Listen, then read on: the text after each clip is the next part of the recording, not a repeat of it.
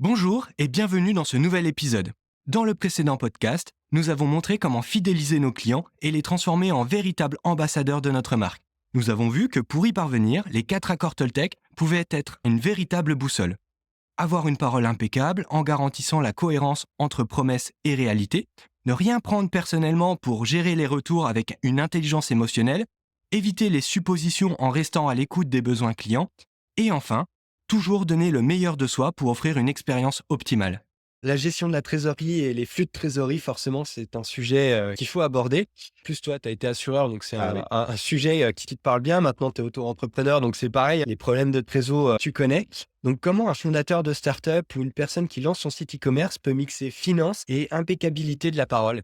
En fait, là-dessus, sur cette partie-là, si on prend que ta parole, c'est impeccable, il va falloir se dire: «Comment je vais communiquer avec mes partenaires financiers?» C'est toujours délicat parce que tu es au début, il faut que tes partenaires te fassent confiance. Comment je vais acquérir leur confiance? Bah, je pense que ça va être, une évidence une fois de plus, mais il faut déjà être transparent, ne pas avoir trop des grandeurs. En souvent, je dis la grandeur des débuts modestes.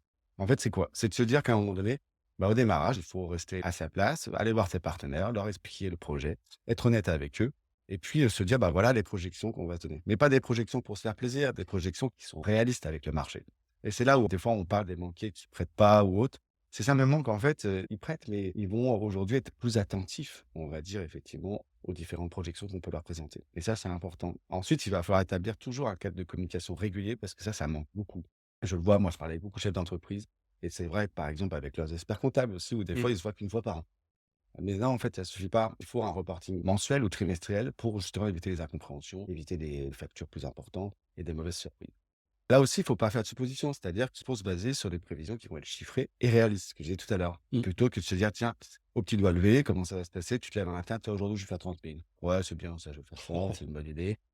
Mais c'est pas possible, ça, en fait. Ça marche pas comme ça. Donc, il va falloir prendre un outil de gestion, utiliser des tableaux de bord, utiliser les bons KPI aussi pour piloter, en fait, son activité et pas se retrouver un jour en disant, bah là, en fait, ça y est, je suis sec. Faut voir mon ROI s'il est toujours d'actualité, prioriser mes dépenses et puis chercher des solutions alternatives si jamais ça fonctionne pas comme on veut. Aller chercher des délais.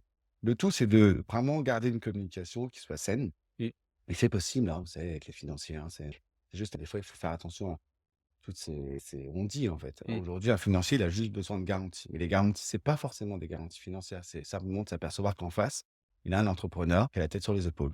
Donc on revient à cette notion de confiance justement, Ouais. qu'on évoquait en début, hein. Donc si on applique ces conseils, hein, effectivement, hein, c'est la transparence, donner les éléments, ne pas faire de suppositions. Donc encore une fois, se baser sur la data, mais en tout cas, voilà, faire des prévisions, même si on n'y arrive pas, en tout cas, on se donne un cap et on Mmh. essaye de s'aligner avec ce cap-là.